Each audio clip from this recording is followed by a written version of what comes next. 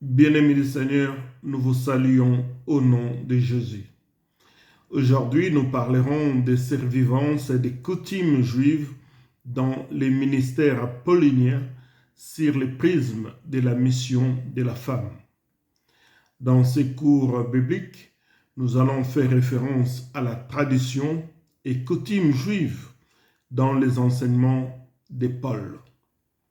En premier lieu, nous parlerons des circoncisions et en deuxième lieu, nous parlerons de se raser les crânes et enfin, nous parlerons des femmes à qui Paul ordonne de se taire dans les assemblées.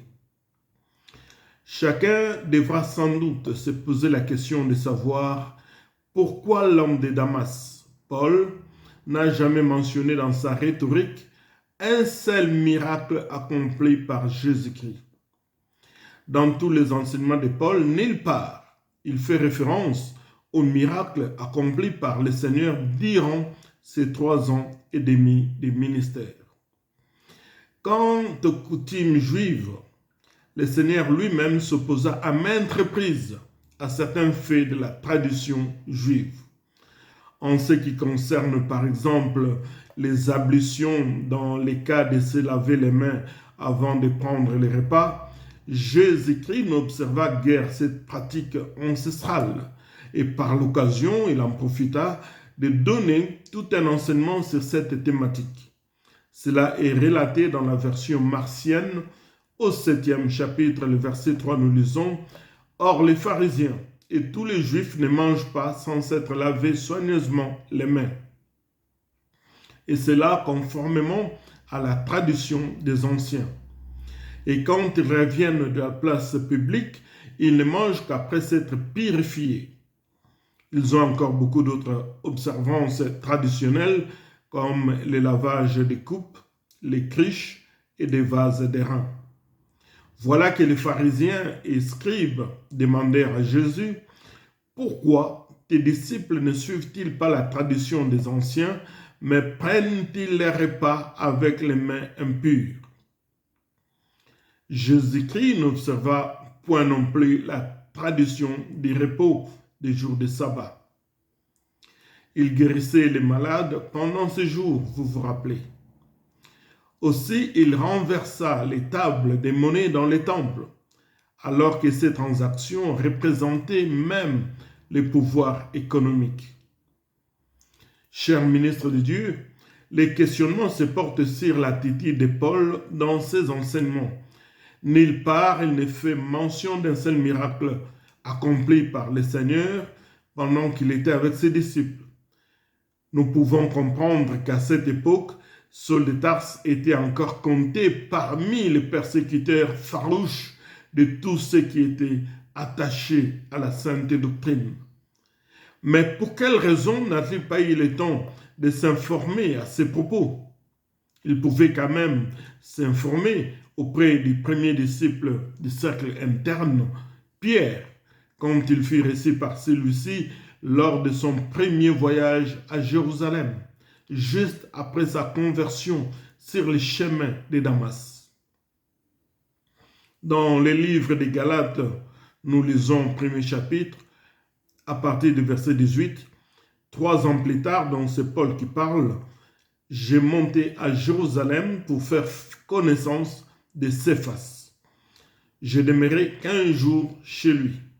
À cette occasion, je ne vis aucun autre apôtre, si ce n'est Jacques, le frère du Seigneur. » Chers ministres de Dieu, remarquons que c'était pendant ce voyage que Pierre enseigna à Paul comment s'était déroulée la nuit de la Cène.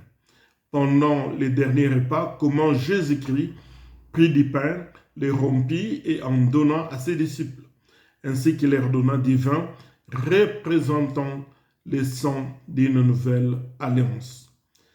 Paul déclare cette vérité lui-même au chapitre 11 des premières lettres aux Corinthiens, le verset 23, il dit ceci.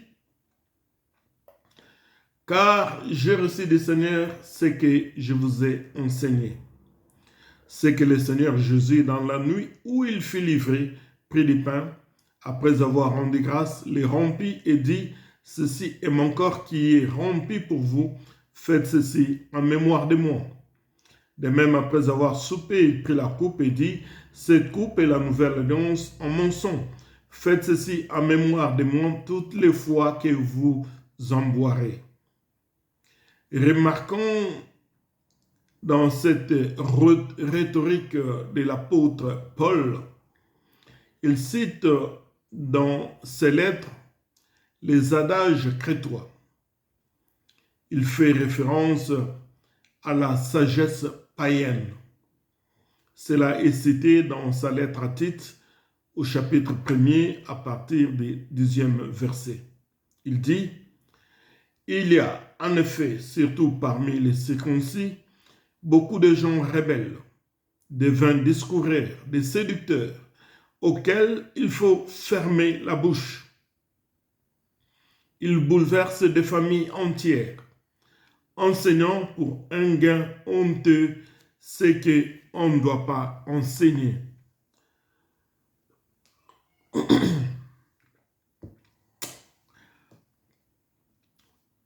L'un d'entre eux, leur propre prophète, a dit, « Crétois toujours menteur, méchante bête, ventre paresseux. » C'est Paul qui cite cet adage de la sagesse crétoise.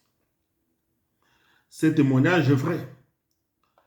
Paul continue, « C'est pourquoi reprends-les sévèrement, afin qu'ils aient une foi saine et qu'ils ne s'attachent pas à des fables judaïques et à des commandements d'hommes qui se détournent de la vérité. »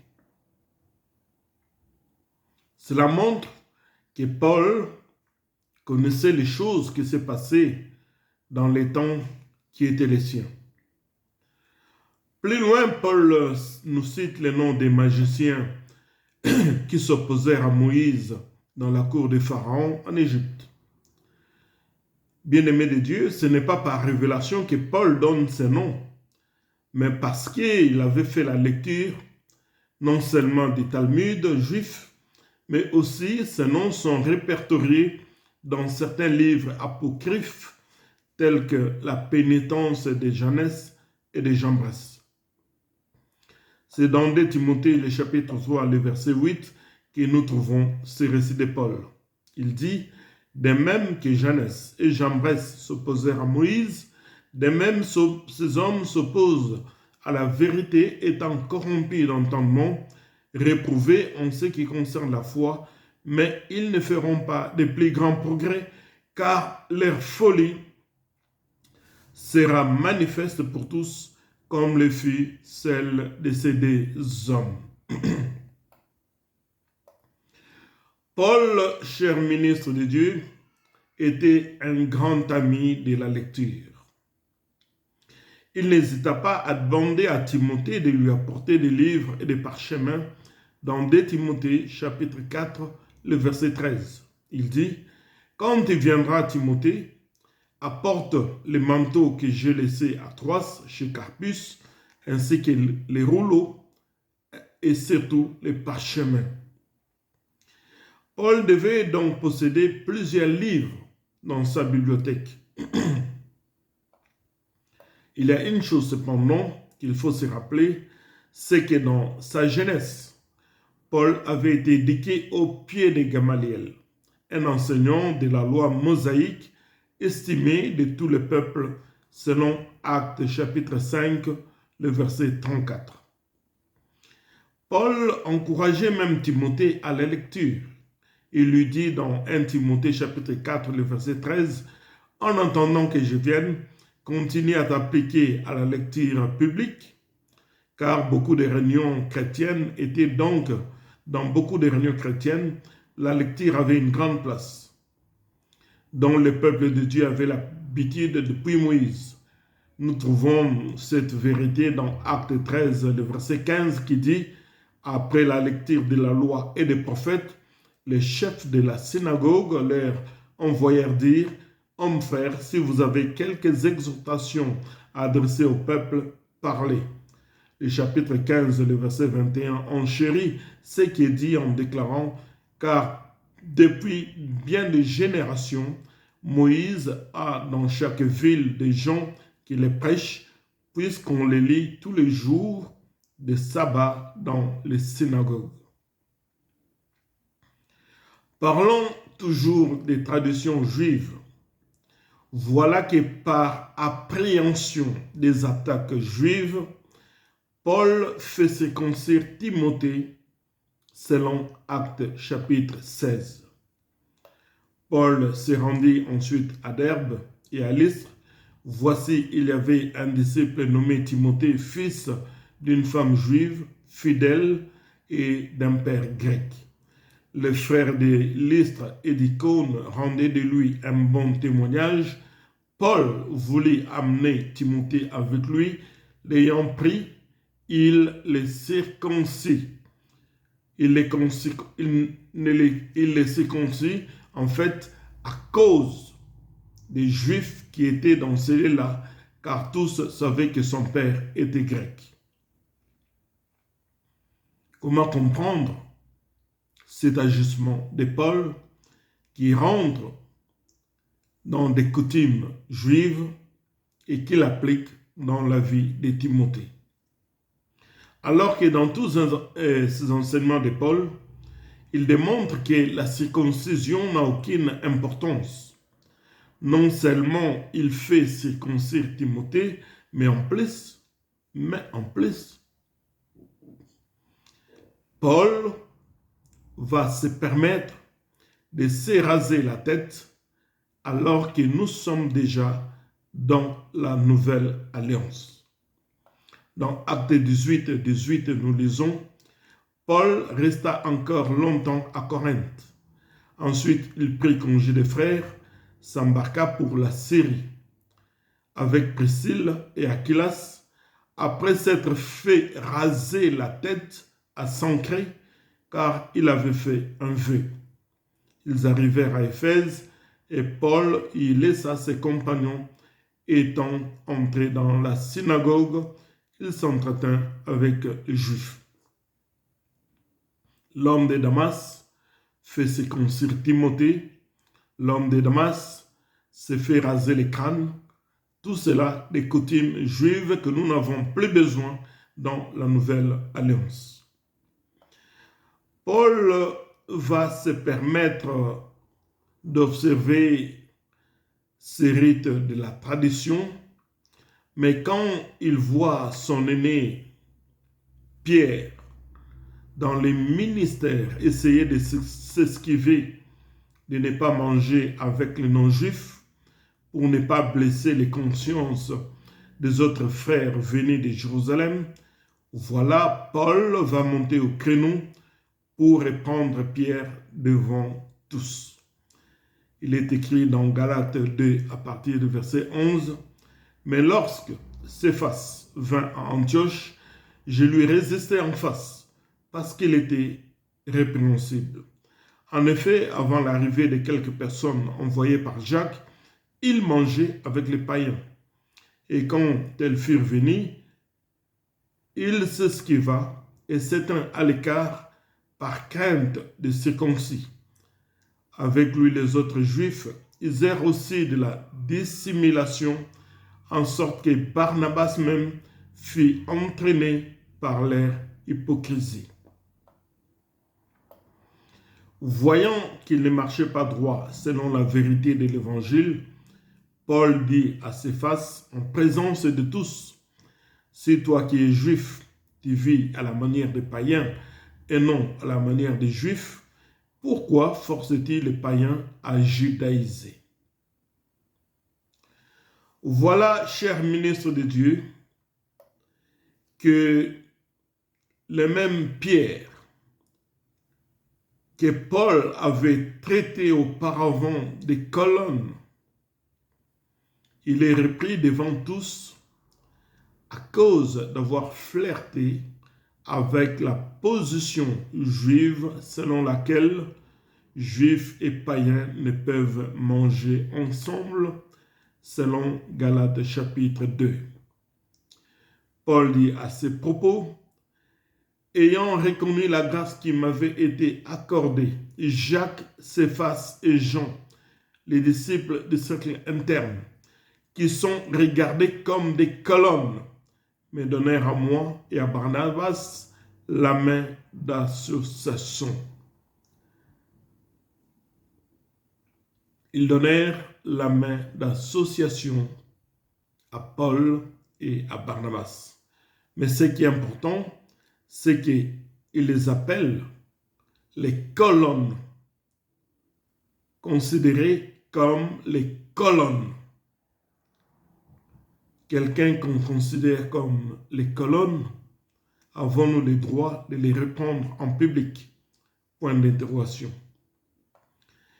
Après cet épisode de circoncire Timothée, de se raser les crânes et de répandre pierre devant tous, voilà Paul coulé dans un domaine plus profond qui est celui de la femme. Chers ministres de Dieu, rappelons-nous que la femme est la dernière création de Dieu. Elle est l'œuvre sublime de la création. Elle était tellement complète dans sa formation, une chef d'œuvre, qu'après elle, Dieu se résout de ne plus créer et Dieu alla se reposer. En Genèse 2, 18, nous lisons, « L'Éternel dit, il n'est pas bon que l'homme soit seul. Je lui ferai une aide semblable à lui. » C'est la première mention où l'usage de la négation est utilisé dans la Bible. Elle concerne la solitude de l'homme que Dieu va combler par la présence d'une femme. Ce fut donc Ève que Dieu confia à Adam pour être une aide semblable à lui. Comme le veut la plupart des traditions en hébreu, ce terme « aide semblable » signifie un secours d'égale force, qui soit son vis-à-vis.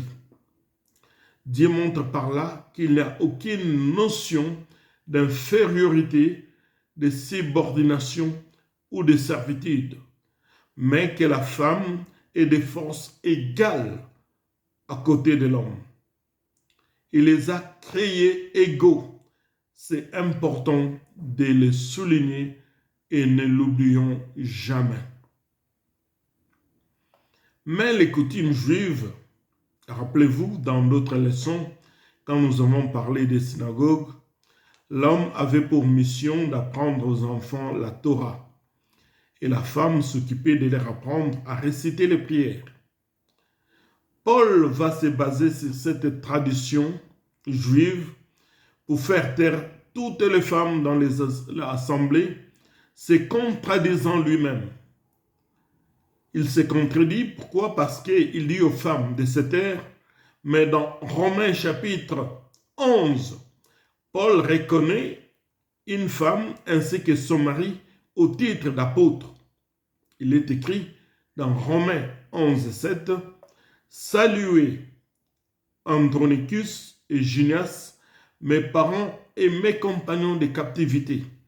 Ce sont des apôtres imminents et ils ont même appartenu au Christ avant moi. » Dans d'autres versions, il est écrit en Andronicus et Junias illustres apôtres. Quelle contradiction! Que les femmes se taisent, et de notre côté, Paul reconnaît qu'il y a des femmes apôtres. Bien-aimés de Dieu, pouvons-nous croire que ce verset 7 que nous venons lire est un ajout, pas de Paul, mais de Tertius? Car Paul se servit de Tertius comme amanuensis, comme le déclare le verset 22 du chapitre 16 de la même lettre aux Romains. Il dit, « Je vous salue, moi Tertius, qui ai écrit cette lettre. » De même que Paul ne s'était pas informé des miracles accomplis par Jésus, de même qu'il n'était pas au courant qu'à la résurrection, le Seigneur ordonna aux femmes, dans Matthieu 28, le verset 10, il dit, alors Jésus dit aux femmes, ne craignez pas, allez annoncer, allez dire à mes frères de se rendre en Galilée, c'est là qu'ils me verront. Allez leur annoncer la bonne nouvelle. Dès que Jésus sort du tombeau, il rencontre les femmes, il leur donne un ordre. Allez, c'est conjugué à l'impératif. Allez annoncer, allez dire à mes frères que je suis ressuscité. Alléluia. Femme, tu as le droit d'annoncer à tous les frères dans le monde entier que Jésus-Christ est ressuscité. Que personne ne te ravisse le prix de la course. Dieu t'a créé comme une aide semblable. Nulle part Dieu n'a mentionné dans la création que tu étais femme, un être faible. C'est les disciples, avec leur langage humain, qu'ils ont dit cela. Mais Dieu ne l'a jamais dit, nulle part dans le livre de Genèse ou même dans d'autres versets bibliques que nous pouvons voir au départ de la création. Lève-toi, femme, cours avec la vision, annonce au monde, déclare à ceux qui souffrent que nous avons un parent rédempteur. Témoigne la parole, chante la parole, crie la parole. Ne t'étais pas, ne les laisse pas chavirer vers l'enfer, ces hommes et femmes qui ne connaissent pas le Seigneur. La parole est dans ta bouche, femme. Annonce, dis-leur que Christ est ressuscité. Voilà que Paul lui-même va changer de tournure en Galates chapitre 3, le verset 28. Il dit, vous tous qui avez été baptisés en Christ, vous avez revêtu Christ. Il n'y a plus ni juif, ni grec, ni esclave, ni libre. Il n'y a pas ni homme, ni femme, car tous vous êtes en Jésus-Christ. Et si vous êtes en Christ, vous êtes donc la postérité d'Abraham, héritier selon la promesse. Paul va enchérir en Colossiens au chapitre 2, le verset 8. Prenez garde que personne ne fasse de vous sa proie par la philosophie et par une vaine tromperie, s'appuyant sur la tradition des hommes, sur les rudiments du monde et non sur Christ. Femme, lève-toi et cours avec la vision. Femme, lève-toi et proclame comme Jésus l'a dit au sortir du tombeau. Il a dit aux femmes, allez annoncer que je suis vivant. Tu as une mission, femme, c'est d'annoncer Jésus-Christ comme Seigneur et Sauveur personnel. Paul a fait circoncire Tite. Devons-nous aller aussi faire circoncire des frères? Parce que Paul avait fait. Paul s'est rasé les crânes. Devons-nous aller aussi nous faire raser les crânes? Pas question. Paul a repris Pierre devant tous. Mais nous, devons-nous faire cela? Reprendre ce qu'ils nous ont dévancé dans l'œuvre de Dieu? Pas en cachette, mais en public.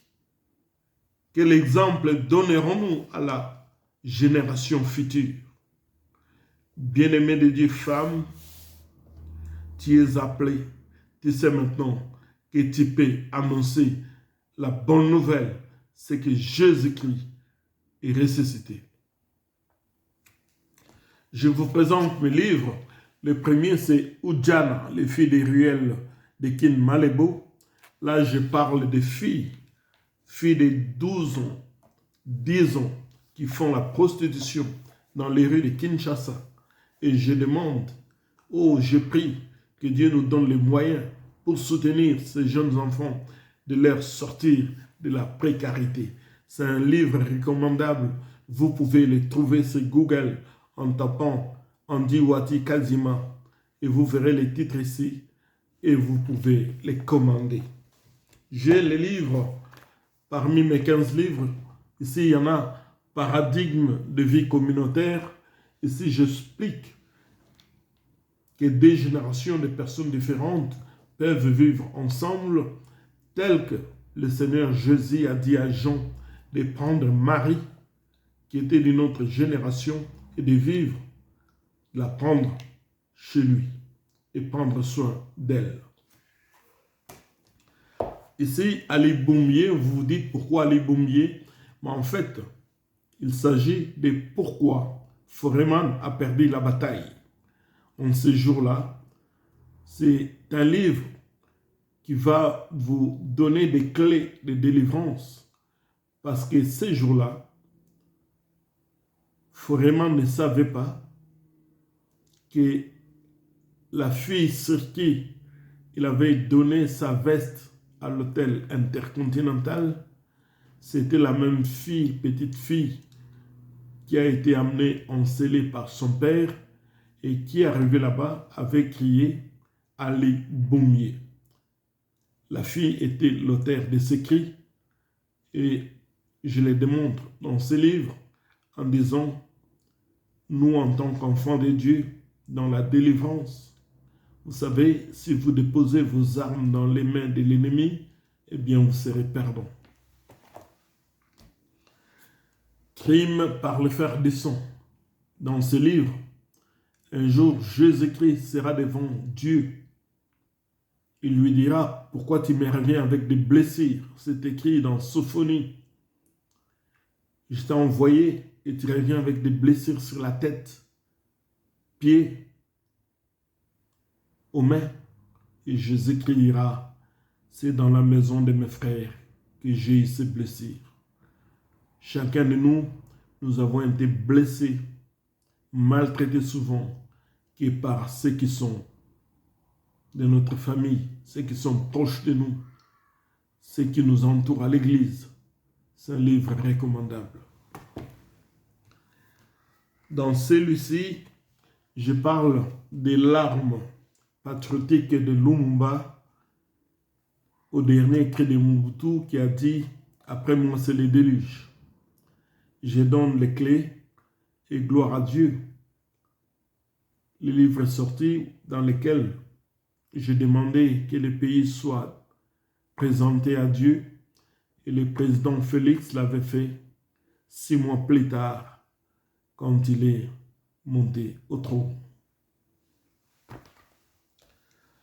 Dans celui-ci, changement de mentalité en RDC Congo, c'est un livre de regroupement d'informations,